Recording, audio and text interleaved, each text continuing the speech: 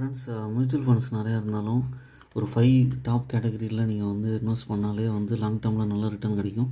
இல்லை ஃபஸ்ட்டு வந்து flexi cap fund.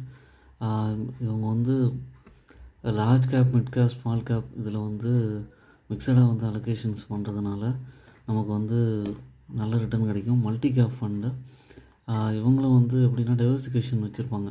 20% large கேப்பில், 20% மிட் கேப்பு, 20% ஸ்மால் கேப் அது மாதிரி இருக்கும்.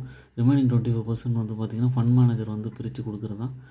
மூணாவது வந்து பார்த்திங்கன்னா gold fund and gold ETF இதுலேயும் இன்வெஸ்ட் பண்ணலாம். ஃபோர்த் கேட்டகரி வந்து டெப்ட் ஃபண்டு. டெப்ட் ஃபண்டில் இது பண்ணிங்கன்னா சேஃபஸ்ட் ஃபண்டு கவர்மெண்ட் பாண்ட்ஸு, டெப்ட் செக்யூரிட்டிஸ் இதில் இன்வெஸ்ட் ஆகுது. அதுக்கடுத்து தான் மல்டி அசெட். இவங்க வந்து ஹைப்ரிட் ஃபண்ட்ஸ்னு சொல்லுவாங்க. ஈக்விட்டிஸ், டெப்ட்டு, கோல்டு இது மாதிரி பிரிஞ்சிருக்கும். இந்த 5 கேட்டகரியில் இன்வெஸ்ட் பண்ணிட்டு வந்தாலே லாங் டேர்மில் நல்ல ரிட்டர்ன் கிடைக்கும். நீங்களே ஓன் அனாலிசிஸ் பண்ணிவிட்டு கன்சிடர் பண்ணுங்கள். I'm not a SEBI registered person.